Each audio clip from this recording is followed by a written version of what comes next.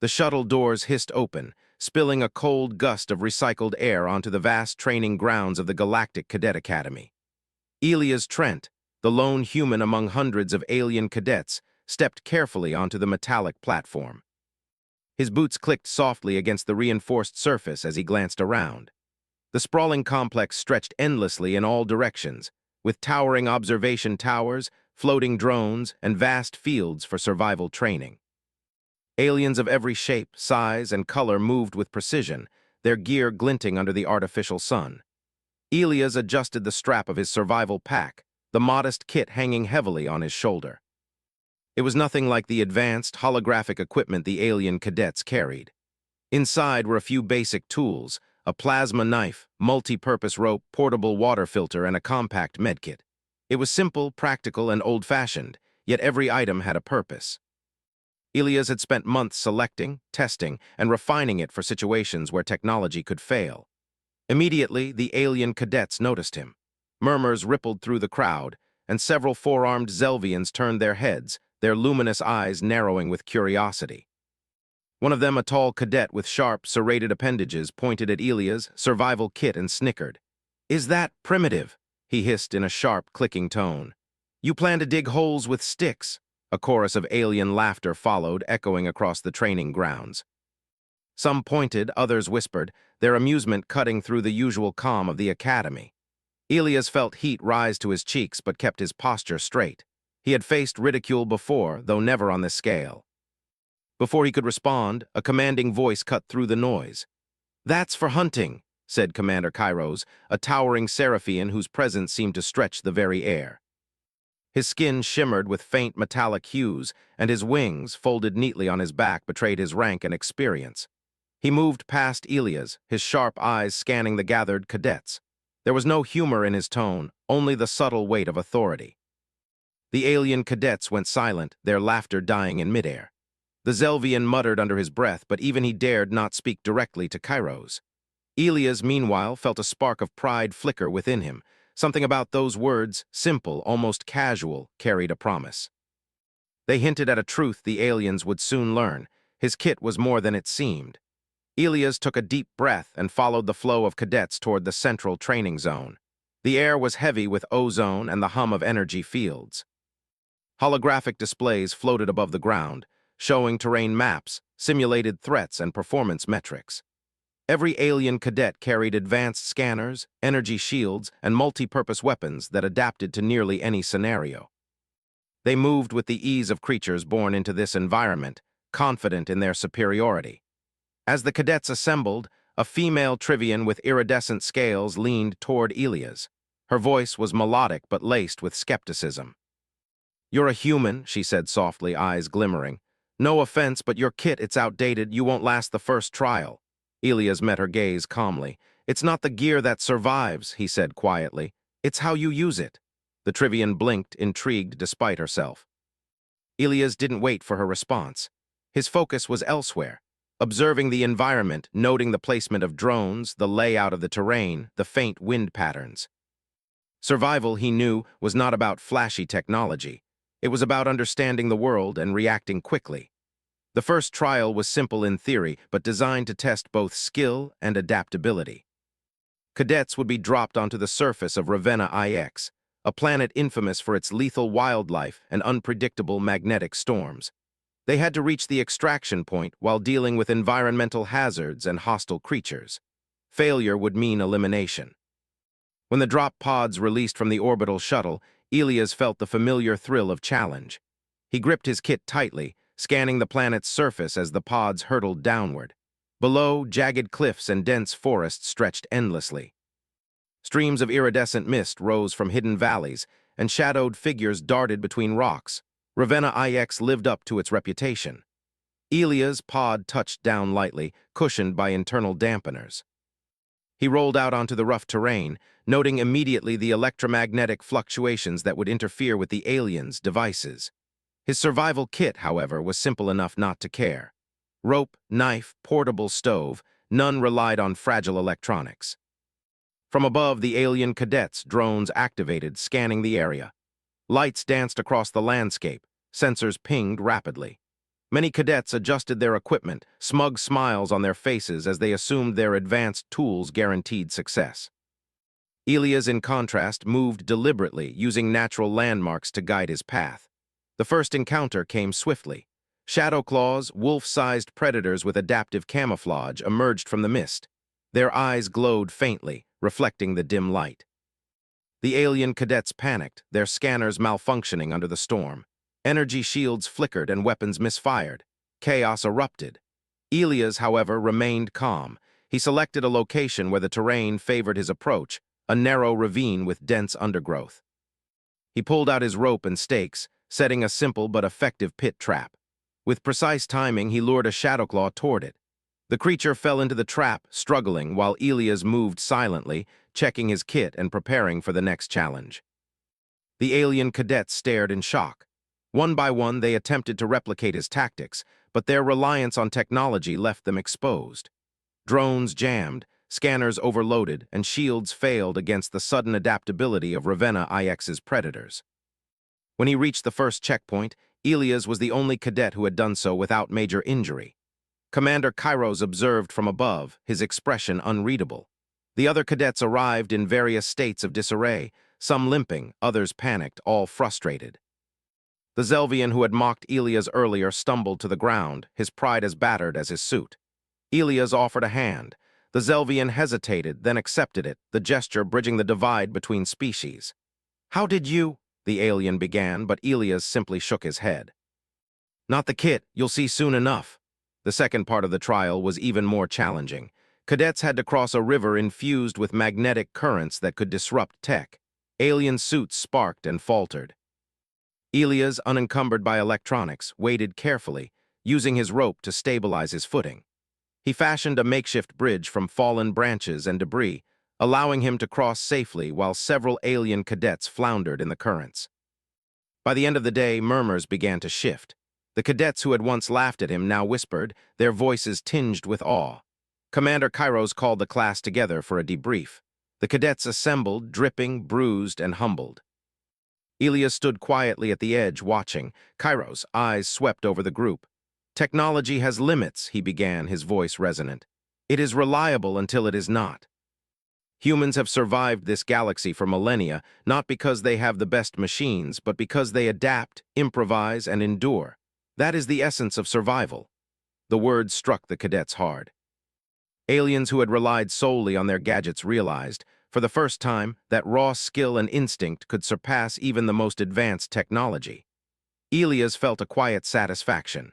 He had not spoken loudly or boasted. He had simply let his actions prove his worth. That night, as the cadets settled into their quarters, Elias unpacked his kit carefully. He cleaned and organized his tools, checking each item for readiness. His plasma knife glinted softly under the dim lights. He thought about the coming trials, the orbital gauntlet, the predator simulations, the tests that would push every cadet to the edge. He knew they would be difficult, but he also knew one thing. His mind, his training, and his simple survival kit gave him an edge no alien tech could replace. He lay back, staring at the ceiling, imagining the stars beyond the academy walls. Somewhere out there were challenges that no machine could handle, creatures no scanner could detect, and situations no holographic program could predict. And when those challenges came, humanity would endure. The whispers in the hallways had changed. "That human, he's different," one Trivian murmured.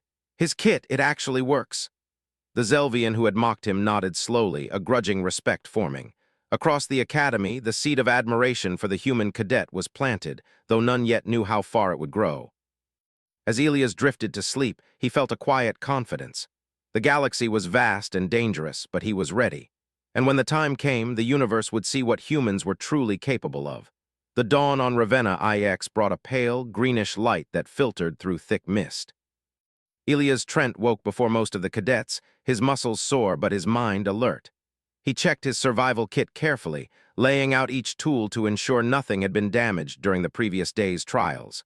The plasma knife gleamed faintly, and the rope was coiled perfectly. Every item had a purpose, every choice mattered. Outside, the alien cadets were groaning, some still struggling to recover from the previous day's failures.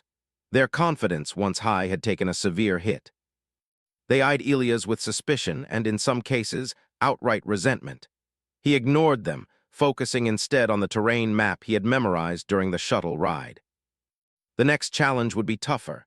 The alien instructors had designed a series of escalating trials, and survival here would require more than luck.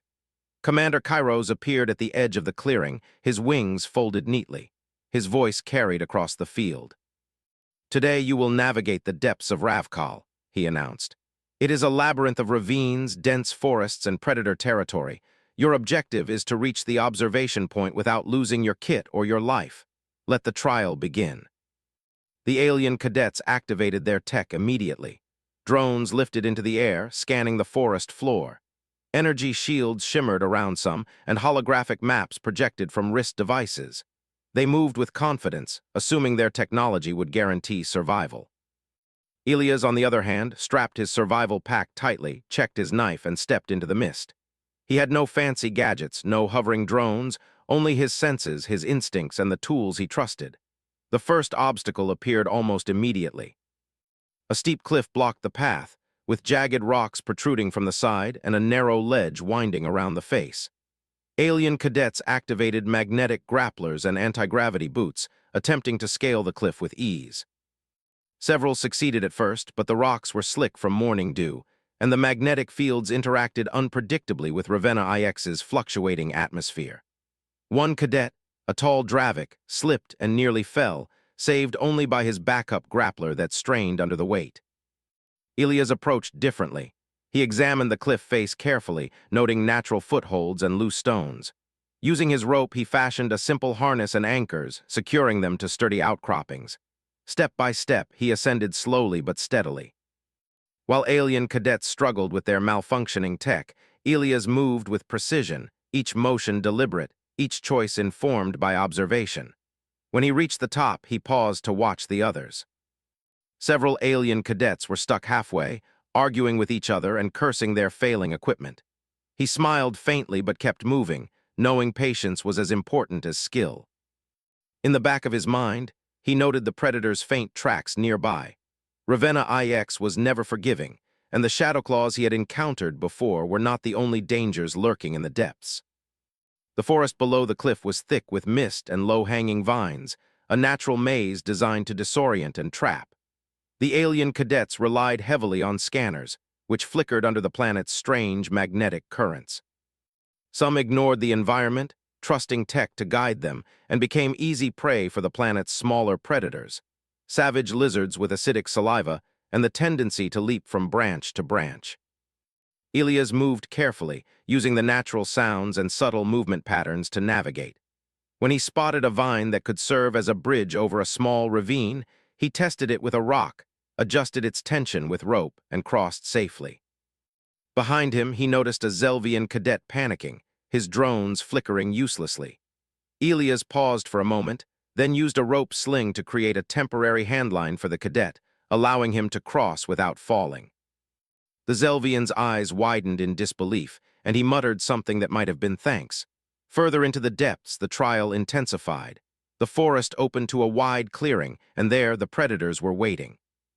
A pack of shadowclaws, more numerous and larger than before, crouched among the rocks and mist, eyes gleaming faintly. The alien cadets panicked, activating energy weapons that sputtered and failed due to interference. Chaos erupted as creatures leapt, claws flashing, forcing cadets to scatter. Elias acted quickly. He knelt, unpacked a few stakes, and began setting traps using rope and terrain features.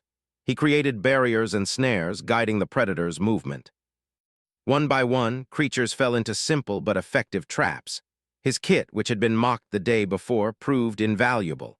The plasma knife was useful for close calls, the rope allowed quick improvisation, and the medkit was ready for minor injuries.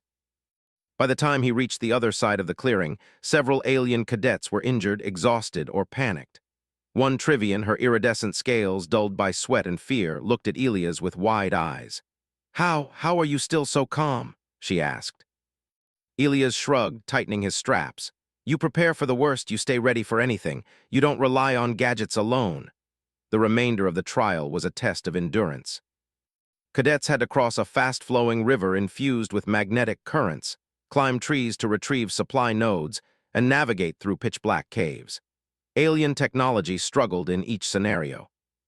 Drones collided with stalactites, scanners misread natural camouflage, and energy shields faltered under high humidity.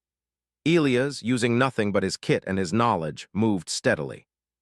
He waded through the river with rope supporting his balance, tied vines into safety lines, and marked safe paths for others who dared to follow. By mid-afternoon, the alien cadets' morale had faltered completely. Whispers of admiration for Elias began spreading quietly, though most were too proud to admit it openly. The Zelvian who had mocked him at the start now moved cautiously behind him, his pride replaced by grudging respect. Elias didn't speak. He didn't need to. Actions spoke louder than words, and the alien cadets were seeing firsthand how a human could survive in conditions they could not. As the sun dipped lower, shadows lengthening in the dense forest, the final challenge of the day approached, the Predator Gauntlet. A narrow canyon forced cadets to move in single file, surrounded by cliffs and lurking predators. Alien cadets tried to rely on tech, but scanners jammed repeatedly.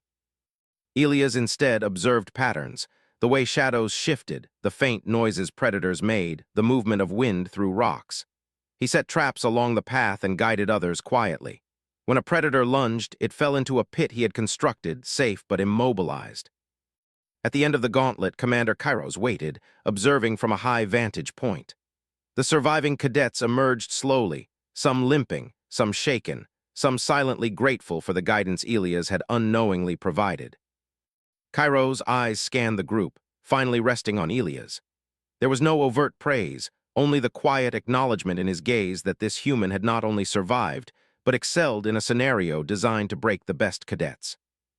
The debrief was held at the observation point overlooking the depths. Cadets sat in small groups, their pride wounded, their respect for Elias undeniable. Kairos spoke, his voice cutting through the evening air. "Many of you rely on technology to survive," he began. "It is reliable, yes, but only until it fails.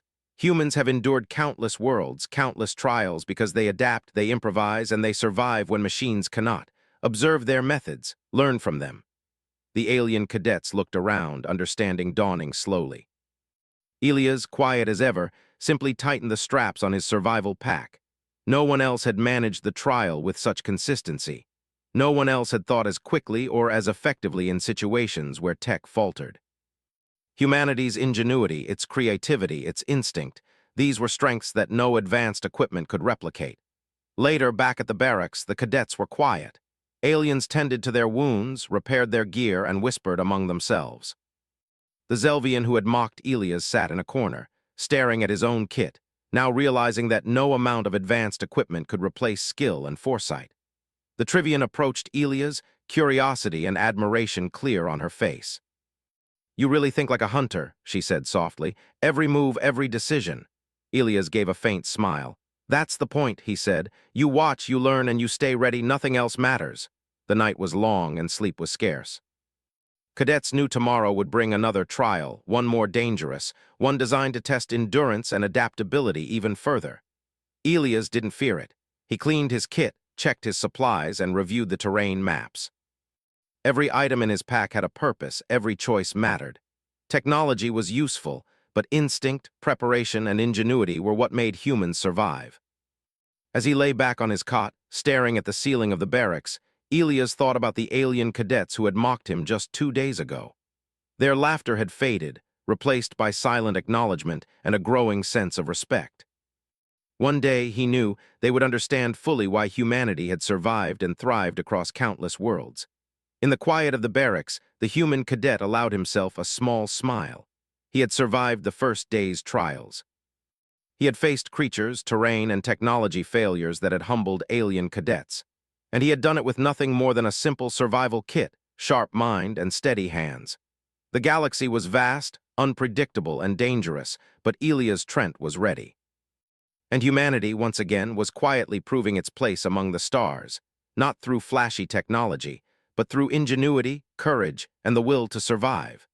The sun had barely risen over the horizon when the cadets were summoned to the shuttle bay. Elias Trent felt the familiar weight of his survival pack on his shoulders. Today's trial was different. It was not a planet, not a forest, not even predators they could see clearly. It was the orbital gauntlet, a floating maze of asteroids, drifting debris, and unpredictable energy fields in zero gravity. The alien cadets buzzed with excitement, their confidence restored temporarily by technology. Drones and grav suits hummed as they prepared. "This will be easy," a Trivian whispered to a Zelvian beside her. "Nothing on this level could stop us." Elias listened quietly. He didn't speak. He didn't need to. He knew the gauntlet would not respect arrogance or overconfidence. The shuttle doors opened, and the cadets stepped onto the metal floor of the orbital station. Outside, the void of space stretched infinitely. Asteroids, some as large as small cities, drifted slowly but unpredictably. Energy currents crackled around unstable debris fields. Sensors and scanners on the alien suits lit up, tracking every object. Elias, in contrast, relied on his eyes, his instincts, and his pack. Commander Cairo's voice came over the comms. "The objective is to navigate the gauntlet and reach the extraction point on the far edge. No one has completed this trial without losing some technology or personal kit. Humans, observe and adapt. The trial begins now." The cadets leapt into space. Alien drones activated instantly, scanning and mapping trajectories. Grav boots propelled them forward, and energy shields shimmered, ready to deflect any debris impact. For a few minutes, their confidence was rewarded. They moved quickly, precise, controlled. Then the first challenge hit. A field of rapidly rotating asteroids surged into the path of the cadets. Magnetic turbulence caused some suits to falter. A Dravik cadet's propulsion unit overheated, spinning him into a wall of debris. His shields flickered and failed. Panic spread like wildfire among the alien cadets. Elias adjusted his trajectory, using a small grappling hook from his survival kit to anchor to a stable asteroid. He swung smoothly, avoiding collisions and observing patterns in the movement of the debris. His kit contained no advanced propulsion, but with clever use of ropes, tethers, and precise momentum, he navigated as efficiently as any grav suit could, sometimes more so. One by one, alien cadets began to struggle. Their reliance on tech became their weakness. Drones collided, shields short-circuited, and panic set in. Elias moved steadily, calm as ever, adapting in real time to dangers that their machines could not predict. Midway through the gauntlet, a massive debris storm approached. Rocks, metal fragments, and unstable energy currents surged toward the cadets. Alien tech was of limited use here. Shields overloaded, grav boots failed intermittently, and drones could not calculate the erratic movement of debris. Elias assessed the situation quickly.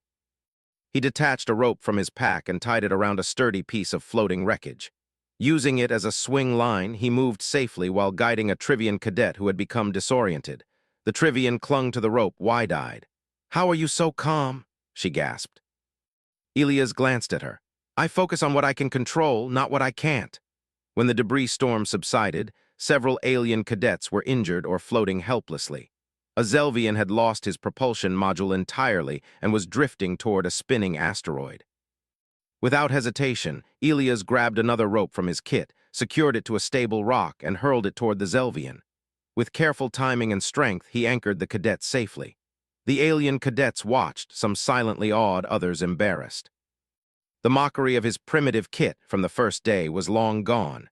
Now, whispered conversations among them were filled with disbelief and admiration. Elias pressed on.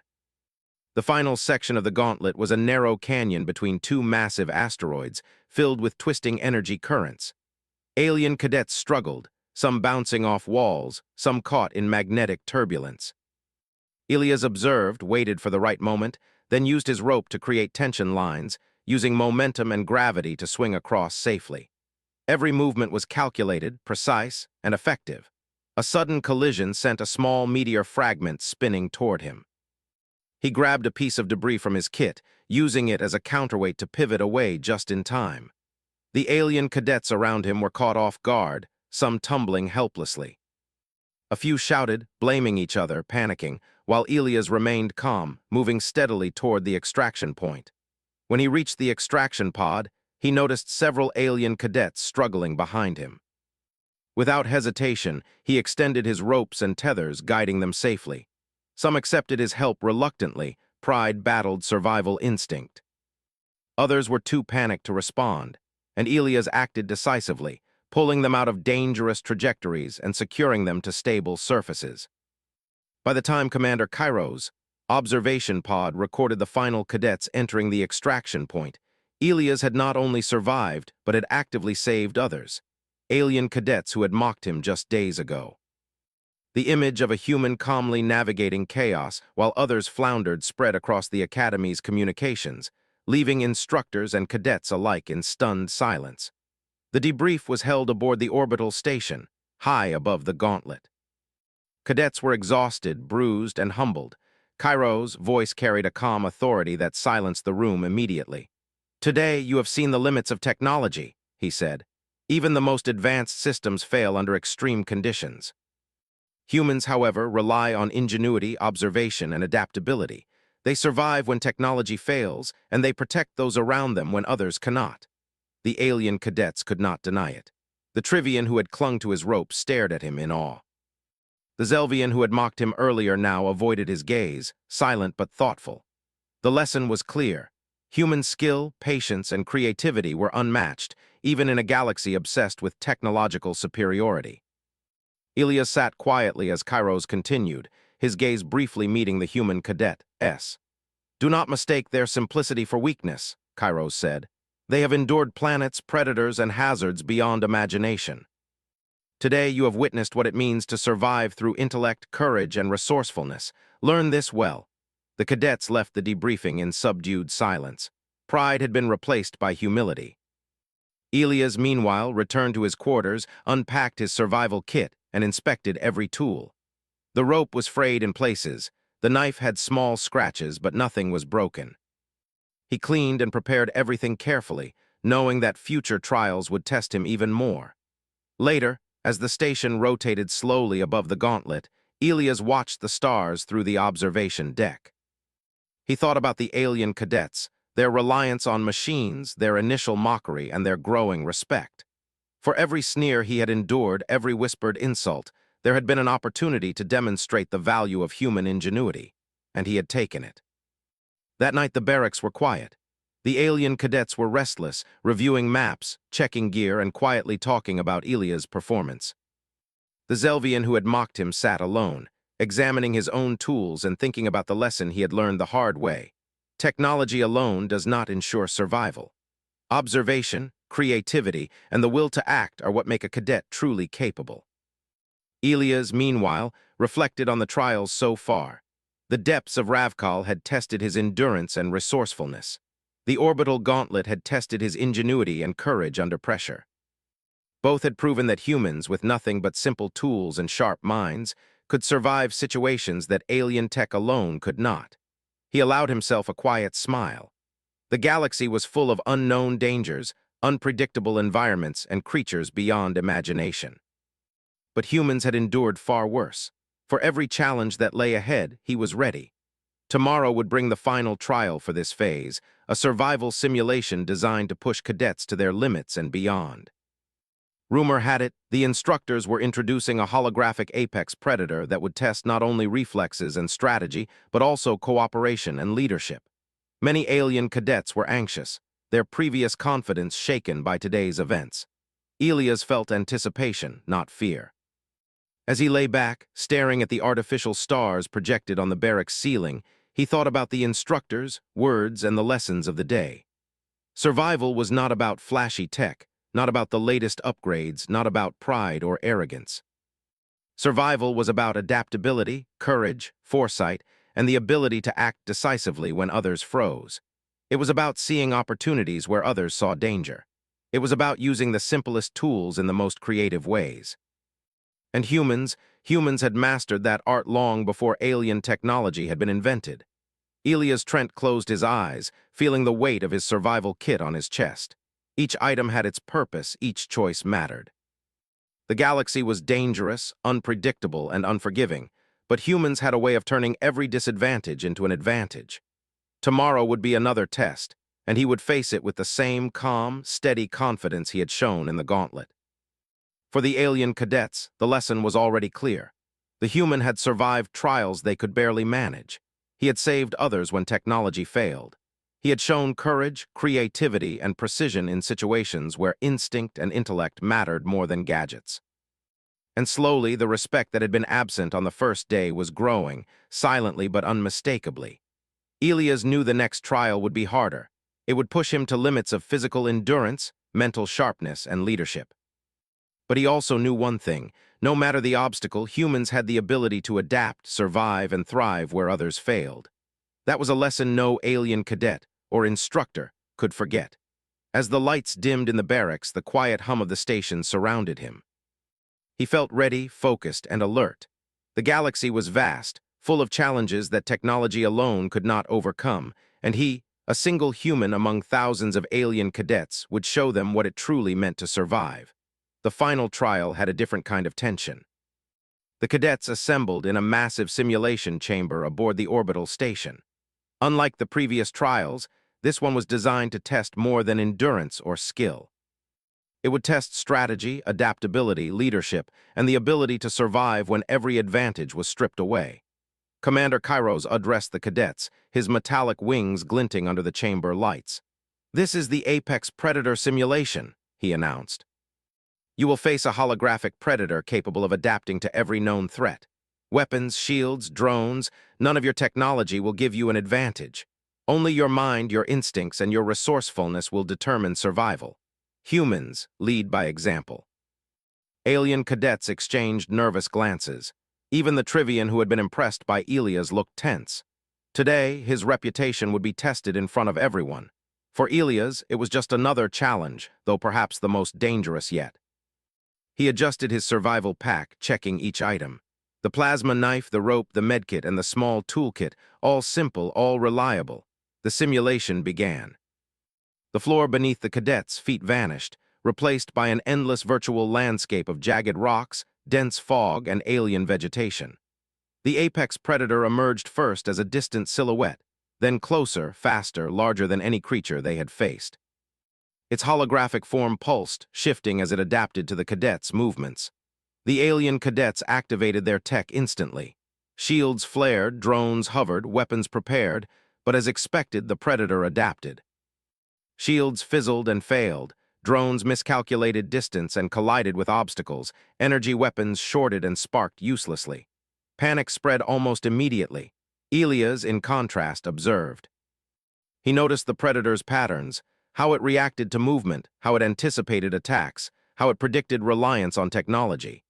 He slowed his pace, choosing each step carefully, keeping distance while planning traps.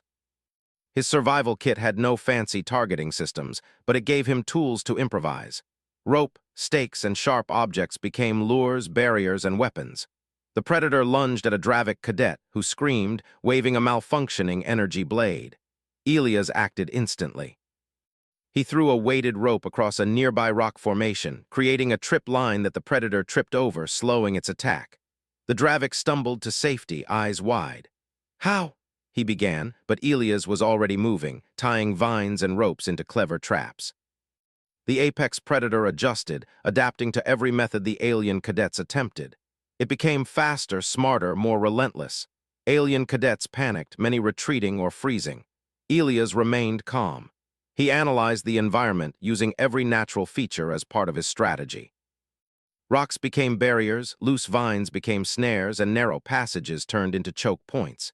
He moved silently, methodically, guiding others without commanding them. A Trivian cadet shouted as the predator approached. Elias threw a rope in a wide arc, creating a swing line. The predator lunged, hitting the trap and falling into a temporary immobilization. The Trivian scrambled across the rope safely. Elias' movements were precise, deliberate, and effective. For every attack the predator made, he had a counter, improvising constantly. Several alien cadets began following his lead, though reluctantly.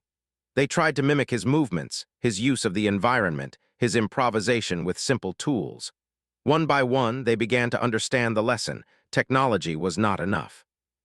Observation, creativity, and instinct were the keys to survival. The predator was relentless. It adapted to rope traps, predicted swings, and anticipated simple maneuvers. A Dravic cadet panicked, his hands shaking, his grav boots malfunctioning. Elias noticed just in time. He tied a temporary line to a nearby rock, extended it to the cadet, and pulled him away from the predator's path. Another life saved. Commander Kairos watched from the observation deck. There was no smile, only a faint acknowledgement in his eyes. The human cadet was performing in ways the alien cadets had never seen. Calm under pressure, quick with improvisation, precise with action. It was the culmination of what Kairos had hinted at from the beginning. Instinct and intelligence, not technology, defined true survival. The predator shifted again, adapting its attacks to the environment. Holographic energy beams cut through the chamber, simulating lethal force. The alien cadets tried to react with shields, but the beams overloaded their systems. Ilias analyzed the beam's pattern and realized he could use reflection to his advantage. He positioned a reflective panel from his kit to bounce the beams back, creating a barrier and buying time for a cadet who had fallen behind. By mid-simulation, several alien cadets were exhausted, their pride broken. They had mocked him once, but now they followed his example, desperate to survive. Ilias led by action, never boasting, never speaking unnecessarily, letting his ingenuity guide them through the challenge. The final test was approaching. The predator, sensing resistance, increased in size and speed.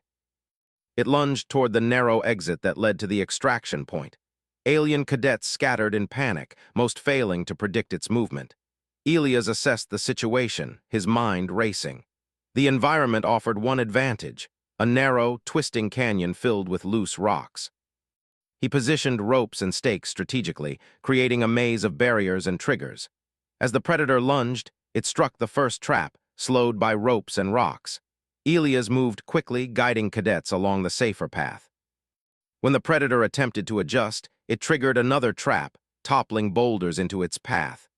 Step by step, the predator was contained, controlled by nothing more than human ingenuity and resourcefulness. Finally, the path cleared, and Ilias led the group of surviving cadets to the extraction point. One by one, they crossed safely. The predator's holographic form pulsed violently, then dissolved, signaling the end of the simulation. The chamber lights brightened, revealing exhausted, panting cadets, some injured, some bruised, all humbled. Commander Kairos approached, his presence commanding attention. "You have succeeded where most would fail," he said. His gaze swept over the group, finally resting on Ilias. "Humans survive not because of machines, but because of mind, instinct, and courage. Today, every cadet here has seen the truth of that statement." A silence followed. The alien cadets, once mocking and skeptical, now stared at Ilias with a mix of awe and respect. The Zelvian who had laughed at his survival kit at the beginning avoided his gaze, clearly recognizing the error of his judgment. The Trivian who had doubted him approached quietly. You really think like a hunter," she said softly. "Every move, every decision, it's incredible." Ilias smiled faintly. "Observation, patience, and preparation," he replied simply. "The kit is useful, but it's not the tools, it's how you use them." The alien cadets nodded slowly, understanding dawning. For days, they had witnessed a human cadet survive trials that had humbled them. They had seen him improvise, adapt, save lives, and conquer challenges without reliance on advanced technology. They had learned the lesson Kairos had hinted at from the start. Human ingenuity, courage, and instinct were unmatched. Kairos spoke again. "Remember this: every world, every challenge, every predator you face will not care about your shields, your drones, or your weapons.